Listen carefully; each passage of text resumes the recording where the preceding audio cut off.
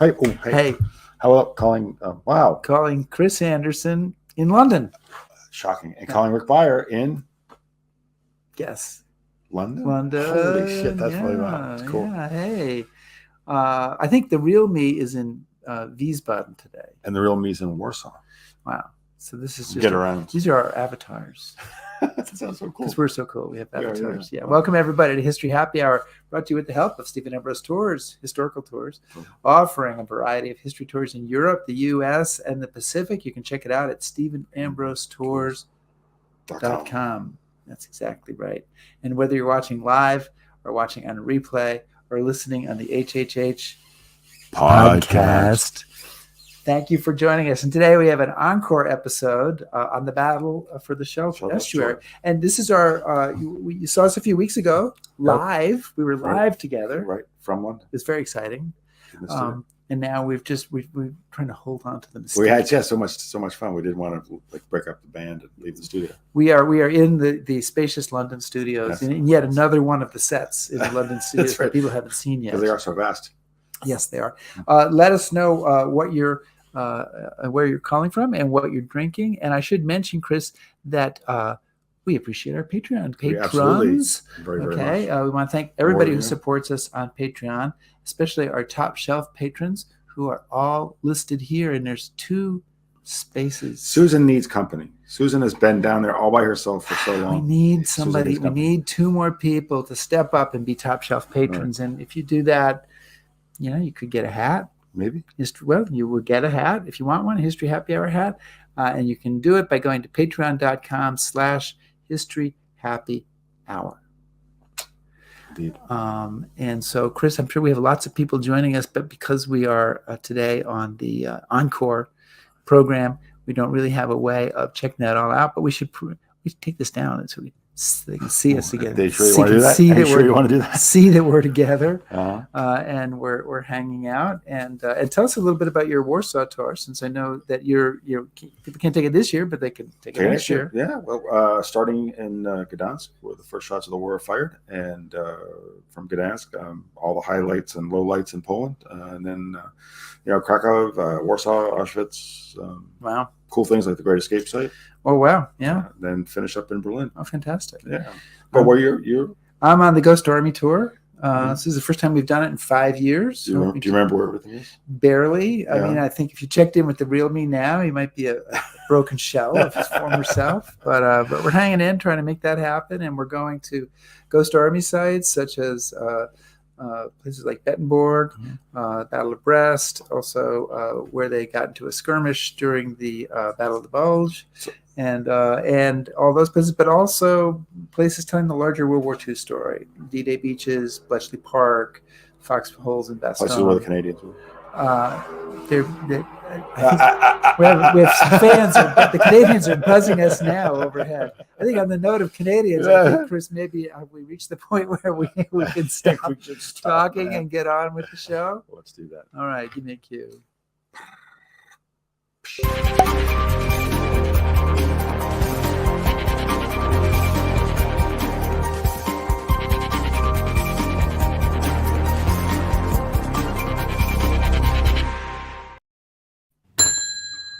The bar is open. The bar is open, Chris. What's on tap? Well, I guess we've probably hinted at this, but I'm super excited about this show. This week we have Canadian author and historian by the name of Mark Zuehlke, and Mark Zuehlke is probably Canada's foremost authority on the role of Canada into our armed forces in World War II. He's the author of more than a dozen books on the topic, and it's fair to say that I'm a little bit of a fanboy, and I've been able to sneak in most of his books into the collection. I still have a few more to go, but I have most of them, and his Juno Beach trilogy is amongst some of my most well-thumbed books. But this week, we're here to talk about his book, Terrible Victory, the First Canadian Army in the Scheldt Estuary Campaign, September 13 through November 6th, 1944. So welcome, Mark. How are you? Welcome. I'm well. Thanks for having me, Chris and Rick. Oh, thanks for joining us. Really appreciate it. It's Chris's pleasure, and I'm here as well. Now let's go now. Do you want me to leave you guys alone? Yeah. All right. No, so we're going to get it down into the weeds of it, but what we're talking about this week is a campaign that I think is probably safe to say is one of the most important of the Second World War, certainly in Europe, and also one of the most forgotten. So maybe just kind of really brief to start out. What is this campaign, and what are we talking about here as far as time frame? Well, we're talking basically September 1944 through to early November 1944, so pretty much 2 months. And the issue was that there's Antwerp, which was the largest port. There's the great map, and you can see Antwerp down in the far right-hand corner. And this body of water that runs out eventually to the sea, and you can see an arrow going up to a place called Vlissingen. That's the exit to the sea. You've got 80 kilometers of distance there. Antwerp was, as I said, the largest port in Northwest Europe. The Allies desperately wanted that port and to be able to open it up to shipping, because until now, if they could get Antwerp up to there, everything's still coming across the beaches at Dieppe and being driven by truck up to the ever-advancing line of American and British and Canadian troops. So it's a race to get the supplies there. If they can open up Antwerp, then the shipping comes in there, and the port was in extremely good shape. The Germans hadn't destroyed it a lot. It was taken by British troops on September 4th, if I remember right. And so they had the port, but they didn't have the Scheldt Estuary open.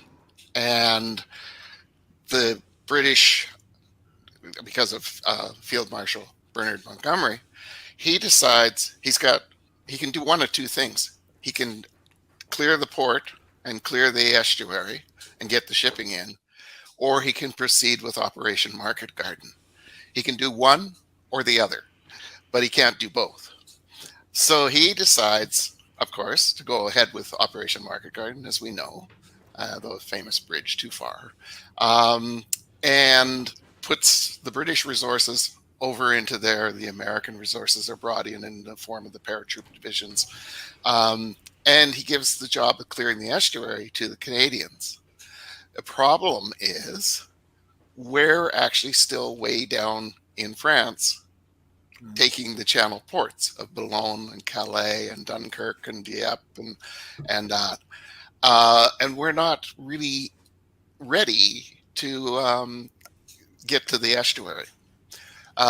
So it's a race for us, for the First Canadian Army, to get up there. And it happens in a very higgledy-piggledy fashion, one division after another arriving to do it.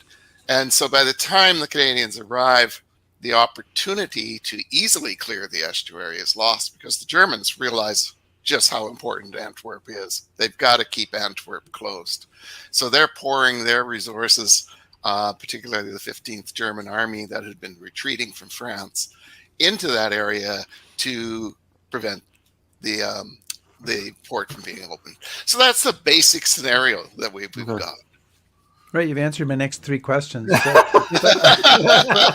But let's dig into the controversy a little bit. You said that the Germans clearly knew, and in your book, I mean, they are frightened. I mean, they are trying to get their troops across that estuary. They're fleeing there. They're trying to hold the defenses there. Montgomery seems almost, I'll exaggerate a little bit just for effect, like blithely oblivious, not oblivious to the need for Antwerp, but about how important it really is. And, and it would be fair to say, Chris and I were talking about this the other day, can't really just blame Montgomery, because there's Eisenhower who's saying Antwerp's really important, but none of these guys, no high commander except maybe the naval commander, Bertram Ramsay, nobody's saying, hey guys, we can't really go on until we get this port. So why are they distracted? Why aren't they giving more resources? Why is it like, oh, Canada, you deal with this? Yeah, I think it was partly, they were hearing what they wanted to hear. So they're looking at the Germans are falling back. They seem to be in disarray, the 15th Army. Well, it is in disarray. They're trying to get across the estuary. They're desperate to get out of there. When Antwerp falls, the Germans in Holland start to make plans to evacuate the entire country. Like they're basically ready to give it up because they think that the British are just going to immediately come out of Antwerp up into the southern Holland, and they'll be lucky if they can get out of there in one piece. So that's when the British turn away from Antwerp, the Germans can take a breath and start to re-anchor. On the American and British side, yes, we've got a number of key meetings that occur between Montgomery and Eisenhower in late August and early September, where Eisenhower keeps stressing the importance of opening up Antwerp, but at the same time, he's as infatuated with the concept of Operation Market Garden as Bernard Montgomery is. He's looking at a market garden. They both they recognize it's going to be a calculated gamble. If they go ahead with market garden, they're throwing all of their eggs into this basket and they're saying, okay, let's go with it. In the anticipation that if they get to Arnhem and succeed in getting all those bridges and then can push into the Ruhr Valley of Germany, that the old saw comes in, the war will be over by Christmas. And so they take that gamble. And Montgomery writes again and again and again, in his somewhat self-serving memoirs, about having taken this, that he always ends it with, I thought that the Canadians could succeed in clearing the estuary. I was wrong. See, he always kicks the ball back down the road to us. Yeah. And there was just no way that we could get there in time. And like the Belgian resistance movements in Antwerp, they had taken the city by the time the British get there. They own roughly half of the port facilities. The other half of the port facilities, though, are north of Antwerp, and they don't control those, and they never do get to control them until quite a bit later in the battle. And they're urging the British, let's go across the bridge into the other port, clear that port area, and then get out there onto the Beveland Estuary or the Beveland Peninsula and get the north side of the Scheldt Estuary, and that they could do it in just a few days. But the British, it was General Brian Horrocks, actually, he's been ordered to stand down by Montgomery, and he follows his orders. And he later admits that it was a big error, that they could have gone and could have done the work. But then Operation Market Garden couldn't happen. So the one or the other. So Mark, one of the things, again, most of our viewers, or a lot of our viewers, are here in the UK or in the States, and so the perception of the perception of the campaign in Northwest Europe for a lot of people is we land in Normandy, everybody gets ashore, we have a bit of a tussle in Normandy, June, July, beginning of August, there's a big party in Paris, we liberate it, and then we just kind of keep walking east, and then the bulge happens. So obviously, I think that's a popular perception, right? So before the Canadian Army, as it's being brought up to deal with this problem, maybe just for those people who don't know, very briefly, tell us what the Canadians are up to. I mean, there's that whole long left flank advance. They're fighting all the way up. Yeah, so that's actually a topic of another of my books called The Cinderella yes, Campaign. And yes, see, this was once the Americans broke out of the bocage and start going, there's nothing that can stop them. They're out in clear, wide open farm country, basically, just rolling towards Paris. we're going up the coast along the flank. And yeah, there's a great photo of it, map. So up to Le Havre, Dieppe, Dunkirk, all of these different ports there. And this is weird country. You get in here and it's actually, there's quite a lot of low mountains, lots of forest. The river Somme, the river Seine, all these rivers that have to be crossed. And 15th Army, the German army, is retreating to north of us. We're just following them all the time, pushing them on, because they did not go out where the Americans and the British are going. All those lines that the big dark lines are the 1st Canadian Army, and then the lines immediately to the right of them are the British, and then down at the bottom you see 3rd U.S. Army and 1st U.S. Army, and their line of advances. So you got 4 armies. 3 of them are having a pretty easy go, and the 1st Canadian Army is not having an easy go. It's a real hard push through a lot of obstacles, a lot of resistance. And we were our main task at that point is to gain control of those port cities that the Allies are hoping to be able to use for their shipping. Unfortunately, the Germans know that too, and so they're destroying the port facilities in Boulogne and Calais and Le Havre, and it'll be months before they're really back in operation. So the Canadians are facing some really hard fighting along there, and that's why they're too far south when Montgomery says, "Okay, guys, now you got to take over the Antwerp Scheldt Estuary part of the job." And they're also in pretty rough shape, right? They've been, it's not, yeah. The whole fighting in Normandy had left 1st Canadian Army pretty worn out. A lot of casualties, a lot of just a lot of casualties we had suffered. The Polish division that worked with us is pretty much finished by the time they come out of Normandy. They're not they continue to operate, and they manage to get up towards where the Scheldt Estuary is, but that's pretty much the end of what they do in the rest of the war. So we have a viewer who says, he says he's new to the show. Is it too early to ask questions? No, it's never too early to ask questions. Asks how many Canadian, Polish, and British troops were involved in the Scheldt campaign, and I would add on to that. So yeah, let's give us the order of battle here, not the exact order of battle, but how many on each side? I mean, what's the volume of people, Allied and German, that we're talking about? Well, you're looking at about 100,000 Canadian, Polish, and British troops being part of 1st Canadian Army. To that eventually gets added a bunch of Royal Marines who were brought in for attacks on Walcheren Island. So that adds another 10,000 roughly. The Germans had pretty similar strength. They weren't hugely depleted.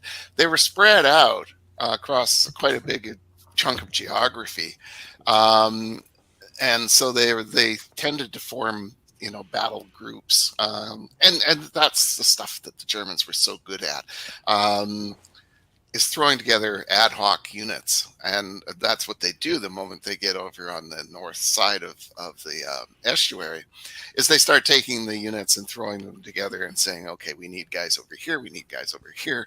We'll put these under command of Kurt Chill, for example. And I know, but Camp Group Chill. Yeah, it sounds a little bit, like too laid back, I think. Oh, yeah. That's the first thing I thought when I read it.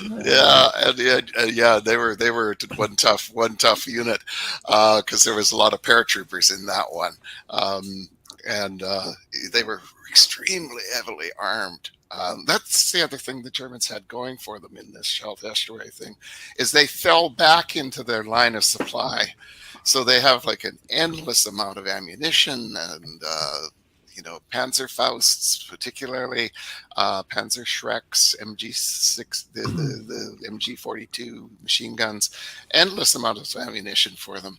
And we see this as the fighting starts, is that they're able just to set up, because of the flooding and what's called, this whole country is called polders, which are basically little square fields surrounded with a dike going all the way around them, and they tend to be laid out in rectangles or squares. And so the Germans are able to use those defensive positions brilliantly. All they have to do is dig in on the one side of a dike and wait for us to try and get across this flooded land, and they can meet it with artillery mortars and machine gun fire over and over and over again. And I'm just going to go brief follow up to the question I asked, which is actually Lynn Hargrove's question. Is armor a component on either side, tanks, or is this really because of the way there's so much water and canals and dikes and everything? Is this really primarily infantry? It's primarily an infantry show. The armor, 4th Canadian Armored Division, was able to operate with some success far over to the right of the estuary. So they were actually right of Antwerp, and we're trying to push up the right flank of 1st Canadian Army. So they're actually not even on the map here.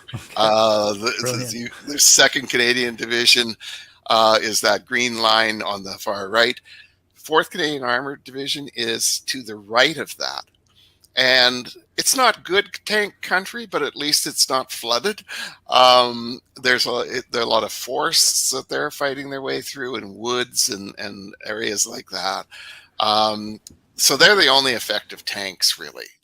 What we would do with the other divisions is the tanks would get up onto the roads that are positioned on top of dikes to try and move forward. And all the Germans have to do is knock out the lead tank, and then, because the roads are only wide enough for one tank, they're all single file. So you knock out the tank in the front, knock out the tank at the back, and the rest of them are stuck there, and you can just cherry pick them as you want. So we don't end up using tanks very much, except as artillery sitting back and firing in that regard. So yeah, it's a slog. Really, the one thing about this campaign is it's infantry slogging their way through mud and flooded waters, and trying to get across canals, get across rivers, all in that area. And the Germans are defending both sides.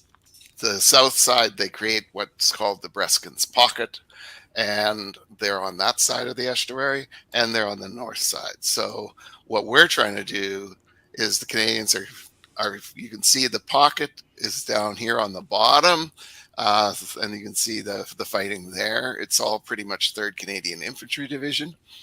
And then 2nd Canadian Infantry Division over on the right is fighting out from Antwerp to get up to Von Strecht, and then advance out into that South Beveland, Walcheren Island, North Beveland area to get control there.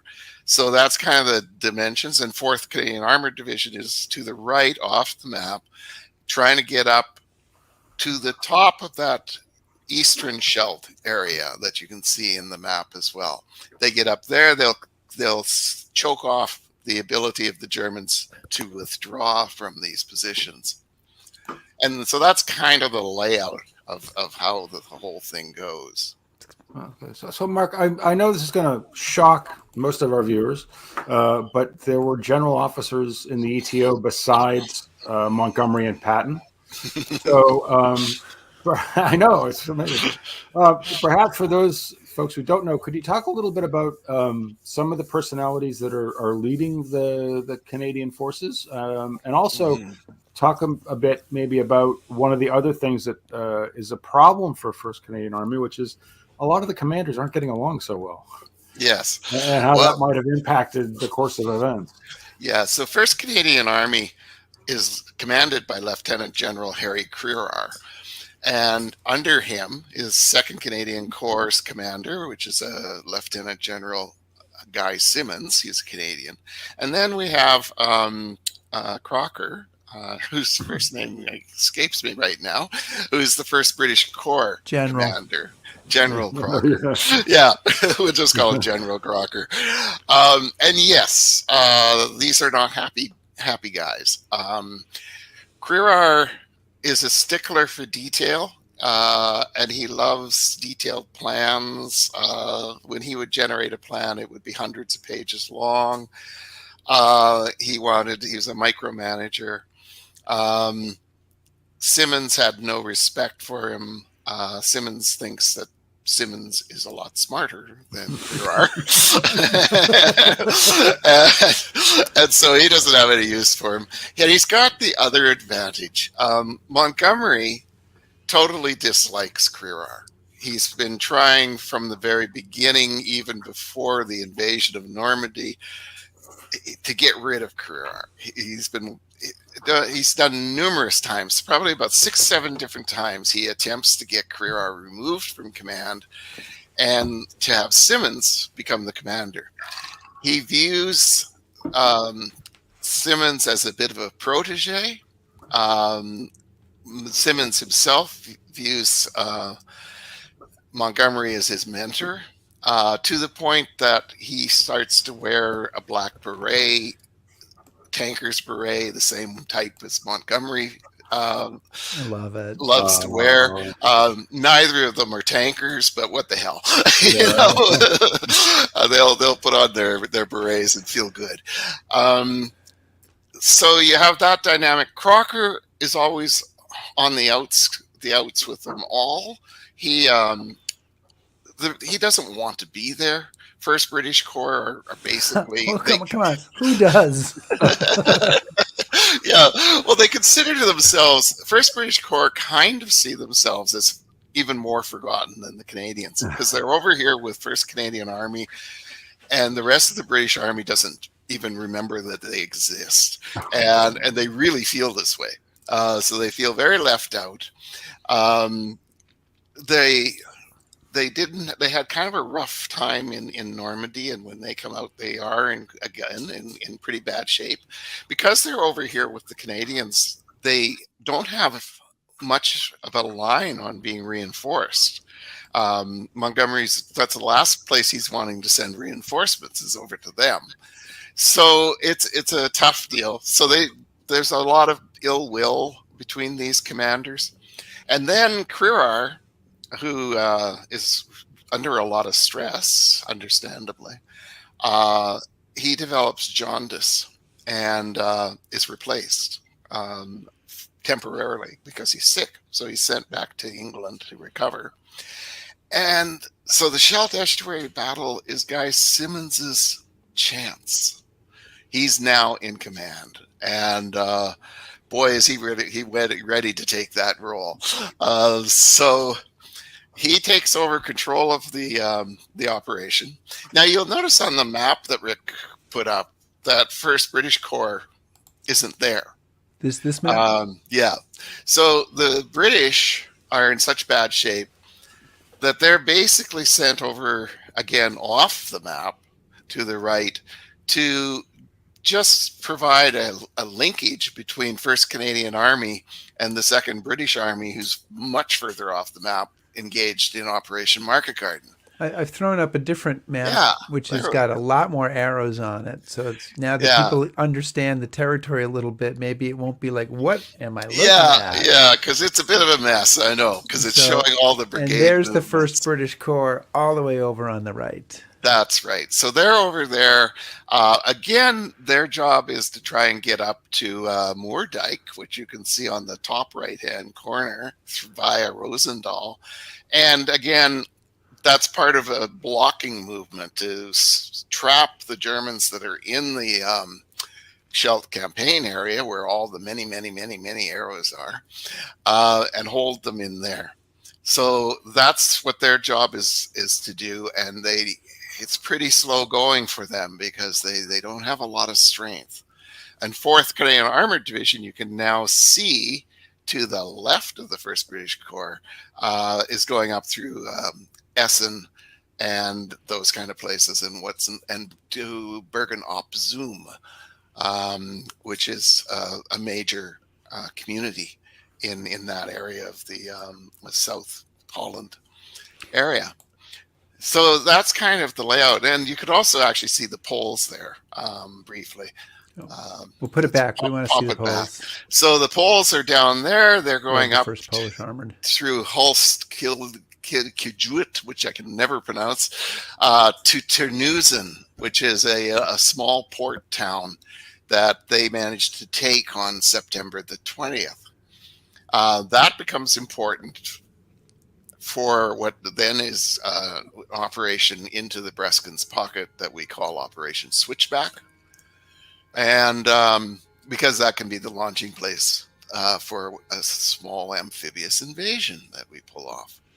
Well, I was going to say, well, first of all, I want to just remind people that we're talking today to historian Mark Zuehlke, who is the author of Terrible Victory, First Canadian Army and the Scheldt Estuary Campaign, September to November 1944. And I got to say, I never quite know with this campaign whether the most complicated thing is the geography or whether it's saying the names of the towns. So I know they're both complicated. Yeah.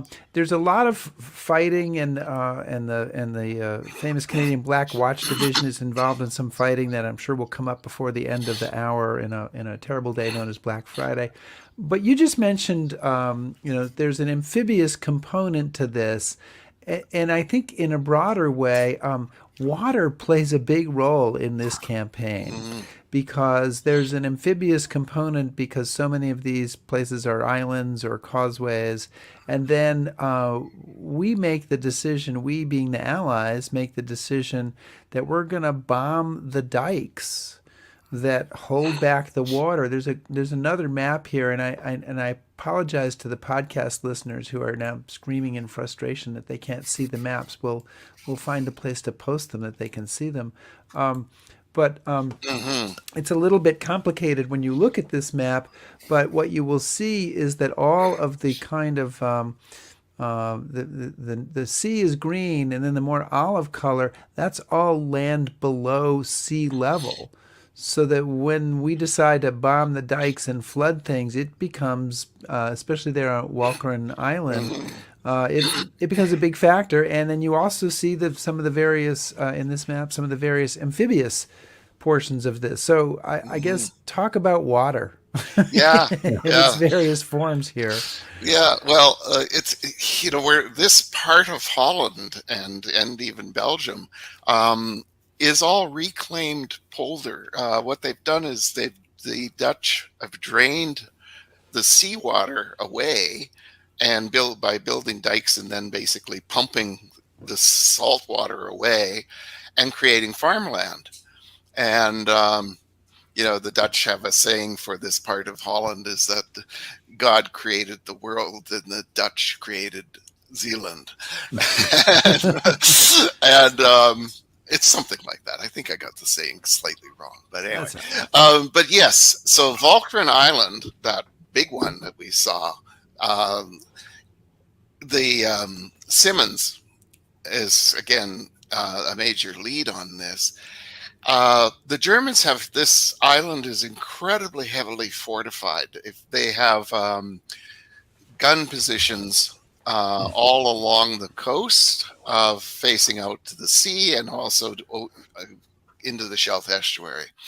And getting control of Walcheren Island is going to be extremely hard fought and costly.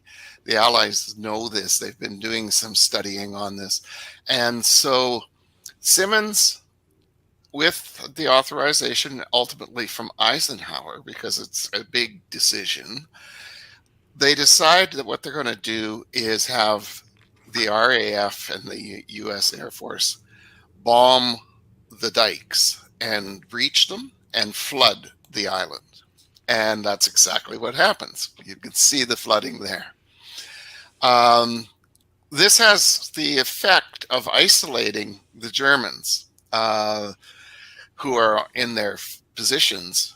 They are now cut off from each other, basically almost unable to move from one position to another. So it really compromises their ability to defend Walcheren Island. It comes at a cost. A lot of they before they did the bombing, they dropped leaflets all over the island, Always effective. telling the Dutch to leave. It was a great idea if the Dutch had anywhere to go, which they don't. A good number, about half of the population does go to Middelburg, which is a city in the middle of Walcheren Island that is above sea level, and they take refuge there. But in many places like Vlissingen, for example, which is on the coast, that town gets flooded. And I was able to get a story of one woman who was in one of the, they'd taken shelter in one of the windmills on the coast. And she's the only person that gets out. There's about 100 Dutch in there. And she's the only one that gets out alive. The rest drowned. She listens to their voices disappear one by one. Yeah. So, that kind of, the strangest thing about this is when you go to Walcheren Island, they aren't bitter. I went there. I was thinking, man, I'm going out there to interview these Dutch who were survivors, and I was expecting a kind of frosty greeting from them, but they were very much the other way. They generally recognized that it was a needed thing to happen, and for the battle to be won. I interviewed one fellow, and he was I think he was 12 years old or something like that. His father was the mayor of Vlissingen, and so the Germans they had taken over their house and turned it into a staff headquarters. And as the waters were rising, one German asked the young boy, he said, "How high is the water going to go?" And the young boy said, "You see the top of that roof there? It's going to get up to there eventually,"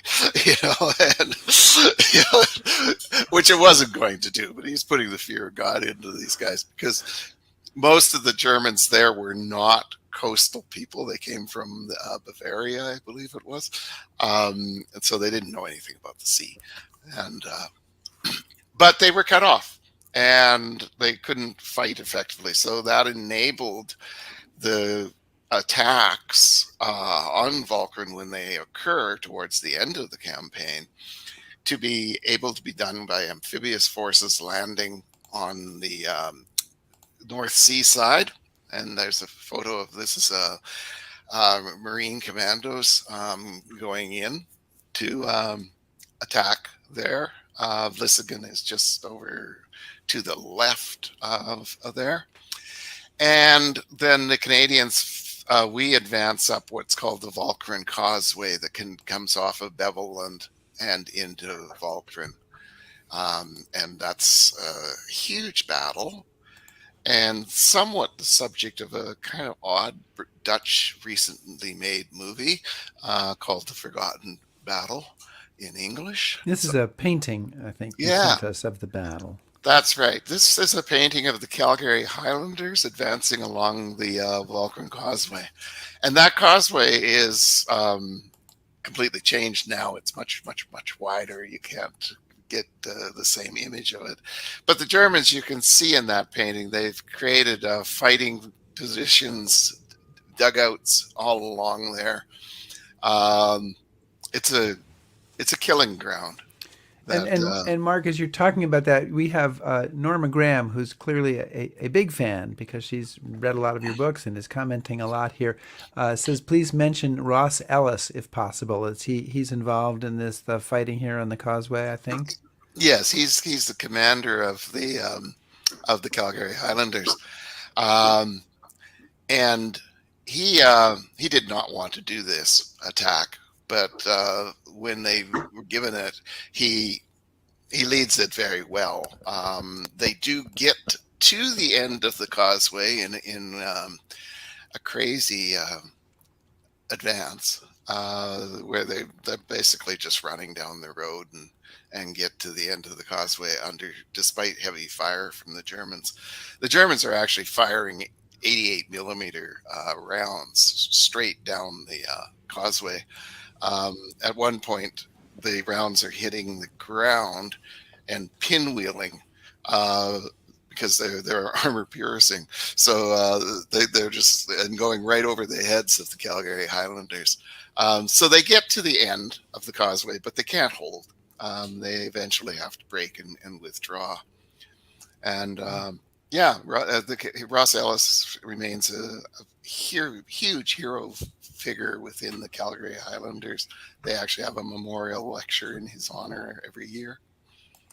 So Mark, since it's so important, you talk about this quite a bit in the book. The veterans talk about this. I know veterans that I had a chance to meet in years gone by they would talk about the conditions. So can you, I mean, as best as you can in words, describe what the conditions were like during this campaign? What are these guys fighting in? Well, the conditions are the worst, I think, that Western Allied troops faced in World War II, really. Because of the flooding, it's constantly wet. Everything and should also mention the weather from that part of late September through to November. The weather in Europe we're moving into what's going to be the worst winter in 50 years in Europe. So it starts to rain, and this is a problem for Montgomery and his Operation Market Garden, because one of the things he was hoping not to have to deal with was rain. So there's really heavy rain. So the soldiers, their uniforms are soaking wet all the time. And there's the mud, and it's cold. And that's the kind of conditions they're fighting in. Normally, when you have an army, like 1st Canadian Army fighting, you would have one of your divisions at least in reserve, so it could take over and the other guys could come out and recoup, bring in reserves, clean themselves up, and then be sent back to replace that division. Because of the sheer width of ground that we're fighting in the Scheldt Estuary thing, that's not possible. Instead, all 3 infantry, the 2nd Canadian Infantry Division, 3rd Canadian Infantry Division, 4th Canadian Armored Division, are all fighting simultaneously across this big landscape. There's no time for anyone to get out of the battle. And even at the divisional level, because of the width of the battlefield, pretty much all of the brigades are committed all the time. So you have no reserves. And that is just not the way an operation should go. Campaigns are always built around the idea that you hold back a third of your army as a reserve and then can bring them forward. That's the model. No way is that happening here. Everybody is, you've basically got everything in and including the kitchen sink thrown in. So it's very bad. The other thing is, because of all the rain and everything, there's very limited air support available. The Typhoons and Spitfires that are fighter bombers that have supported Allied troops very well in the Normandy campaign can't fly. They're not there. And so that support's not there. So it's really artillery fire that's the main support. But what happens when an artillery shell hits a big pool of water? It just goes down and gets buried in the mud and blows up, throws up some water. So artillery fire is not effective overall. And so again, it comes down to this infantry slog, where it's mortars and Bren guns are what we have as supporting arms. Chris, can I ask a question about the Black Watch, or do you have that? Do you want to do that? Well, no, I mean, go ahead. Yeah, go ahead. Yeah, well, I was just going to say that people who watch our show faithfully, which I know is some of the audience there, uh, you're all faithful to some degree, may recall that we did a show with historian David O'Keefe about the fight at Verrières Ridge in Normandy, and the Royal Highland Regiment, the Black Watch, suffers terrible losses. They go 300 people from battalion go up Verrières Ridge, and 15 come back. The rest are casualties or prisoners. So then they have another terrible day on October 13th, 1944, here in the Scheldt Estuary, when they're ordered to take a town which the Germans had fully fortified, and it doesn't go well. So can you tell us about that a little bit, and maybe that in a way can be sort of emblematic of some of the just the degree of difficulty that troops are facing in this battle. It does work as a good one. So the Black Watch had been reconstituted after Verrières Ridge. A lot of new people brought in to bring it up to strength. October 13th, they're trying to cut off the entrance to South Beveland. It's a little narrow, it's quite narrow piece of ground, and they're trying to choke it off. There's a railroad station and a dike. And so it's a raised railway bed that goes into South Beveland, coming from a town called Vonstrecht into South Beveland. And they're on this dike. So the Germans are dug in heavily on the opposite side of the railway line from where the Black Watch are. Between the Black Watch start line for the attack is a very large, somewhat flooded field that I think it's a beet farm, sugar beets, and it's wide open. There's no cover, nothing to give them any kind of protection. And the Black Watch are ordered to cross this farm field, get to the railroad, and get the Germans off of there and gain control of the entrance to the South Beveland, and then lead that advance, which will lead over to the causeway.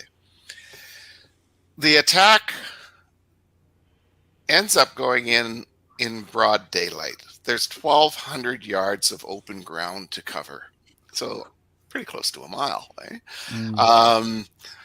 And they go out there and they start advancing, and the Black Watch had a tendency to always do their, they tended to attack in a World War I kind of style. In some ways, they were their own worst enemies, because they don't do try anything very tactical. They just line up and go like a World War I assault out into no man's land and start moving forward. Their support is artillery fire, and as we've said earlier, the artillery shells land in the water. They're not that effective. Same with the mortars. And so they just are moving across this open ground, and the Germans are sitting over there with their MG-42s and their mortars, and they just rip them apart. The Black Watch suffered 145 casualties in really what was just a matter of minutes. And of those 145 casualties, 56 die out there in the fields. So it's, once again, the Black Watch are chewed up, not as badly as at Verrières Ridge, but, basically 25% casualty rate suffered. And it comes to other units coming in from the other side to clear that railway bed coming out of Vonstrecht, rather than that attempt to come straight up from the south. So Yeah, it's always it's known as Black Friday in the Black Watch regimental history records, and it really was. Yeah. Well, no. So, Mark, kind of picking up on that, there's a question here from one of our guests that kind of ties into this, because it's not just the Black Watch that has black days. I mean, there's you talk about the Algonquins, and another instance there are several instances where there are just regiments that are just shredded. And so the question is from Francois Pinel. He says, was First Canadian Army well utilized, well commanded, and do you think that they were effective in the field? I mean, was there an easier way to do this? There really wasn't an easier way of doing it at this point. Had we not had to, had that decision to clear the Scheldt Estuary been made in early September, and Montgomery acted on that, they wouldn't have had to been this almost foot by foot battle for it, because that's what the Germans effectively set up. They set up defensive positions that had to be removed one after the other, and because we couldn't bring armor to bear, you couldn't really bring a lot of effective artillery to bear. The only way you can do it is infantrymen going forward and doing it in a slog. I think the command was about as good as it could be in those kind of situations. It becomes really a battalion commander's battle, with some, like, where we do things that are innovative, and they work. Operation Switchback, where we moved 9th Canadian Infantry Brigade of 3rd Division from Terneuzen to a place called Hoofdblad on the Breskens pocket area. That was brilliantly executed. The Germans are caught entirely by surprise. We gain control of that area, and it starts the process of the Breskens pocket being collapsed. But there's not a lot of opportunity for that kind of innovative way of going about things. Could airborne have helped here if we had dropped here instead of Nijmegen, Arnhem? Yeah, there was actually a plan to use airborne troops to drop them onto Walcheren. It's a really good question. And those troops were withdrawn at the last minute in the planning, and it's a big question, because had you not flooded Walcheren but dropped airborne troops on it, could they have won the island? And once you gain control of Walcheren Island, the Breskens pocket's no longer that important. The Bevelin Peninsula is not that important. Would the Germans have pulled as much as they could out of there and it retreated? But the guy who shoots down that idea is Brereton, who in September, 9th Air Force Commander, he's the guy in September who tells Montgomery and all the planets from Market Garden, we can't have those drop zones right next to the objective. I might lose some planes. So let's just land 8 miles away. So when I read that, and he says the same thing at Walcheren, what amazed me is that anybody's listening to him at all at this point. But there you are. He's got a lot of sway, and because of the great job he did in the Philippines, maybe. Exactly. Right, yeah. And like you constantly see Bertram Ramsay. You could almost imagine him in every meeting just shaking his head and putting his arms up, and because everything Bertram Ramsay predicts is going to happen happens, and nobody's listening to him. It's just it must have been his levels of frustration must have been huge, because he sees how impossible it is to open up the port unless all this happens, all this fighting. And eventually, of course, we do win. We do open up the port. And of course, the Canadians receive due credit for doing that, right? Yeah, right. We weren't invited to the party. the only presence, our only presence in Antwerp when the first ships come in is actually the first freighter is a Canadian freighter that arrives. And no victory parade, huh? No. One artillery officer, George Blackburn, drove into Antwerp that day and bought a couple caseloads of whiskey to take back to the troop, to his unit. And so he saw the victory parade, but from a distance, and then he drove back to the front lines.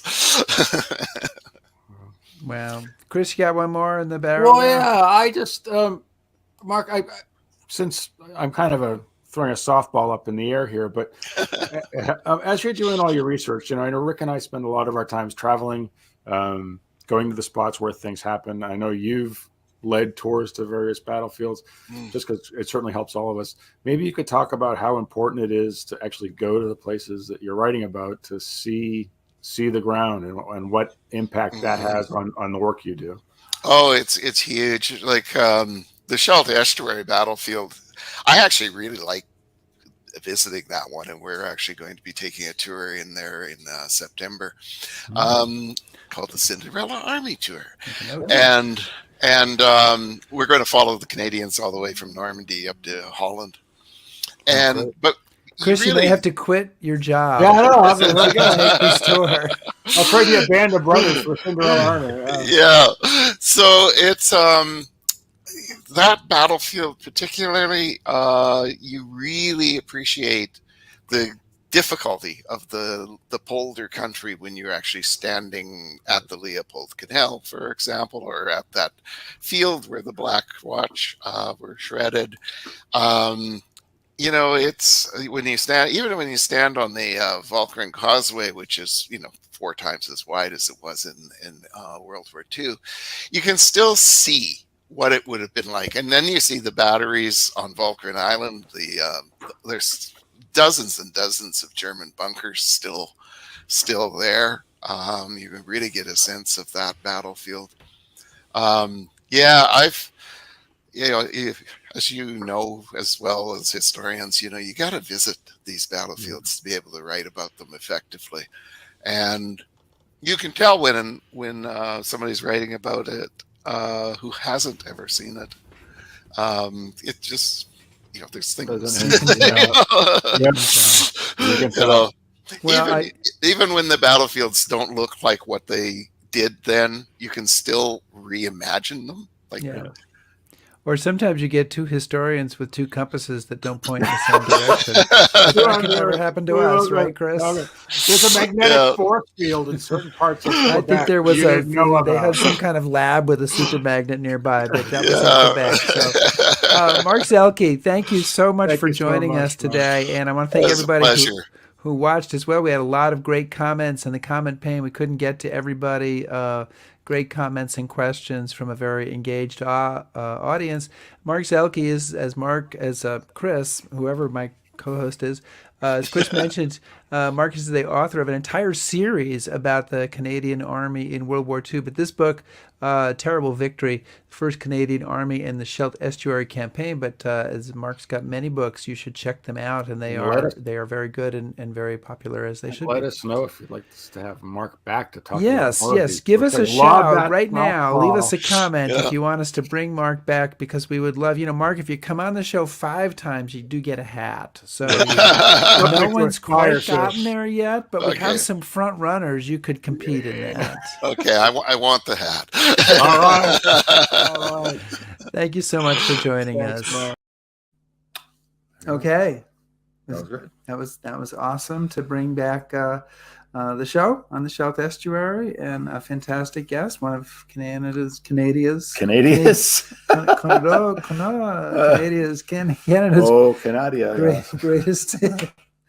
World War II historians. And next week, I will be back home. Will you be back home? You're not sure. I'm not sure. We're so many weeks into the future. I don't even it's know. Really hard to know. But we'll be talking to retired U.S. Army Colonel Edna Cummings about the 6888. What was the 6888? It was a postal unit made up of incredibly resourceful and persistent and courageous African American women. Yeah, and they were recently awarded a Congressional Gold Medal, Which you know something about. as was the Ghost Army. Separate votes. I gave that in there. Thank you so much. Yeah, no. And Edna was deeply involved in that. And she also led the Stephen Ambrose Tour's 6888 tour, 6888. So come join us next week to learn more about these amazing women, one of whom is buried in the cemetery at Omaha Beach. Two of whom. Oh, I stand corrected. See, now you should go on the tour. So I think or you'll now, ask Edna about this. We'll get this clarified. Well, now I'll go back in time to when I was visiting Omaha Beach, which is actually next week as we're recording, and I'll get it correct. How's that? Please subscribe to us on YouTube, follow us on Facebook, shout at us on Twitter, listen to our podcast, back us on Patreon, and browse historyhappyhour.com. Thank you very much. Be safe, everybody.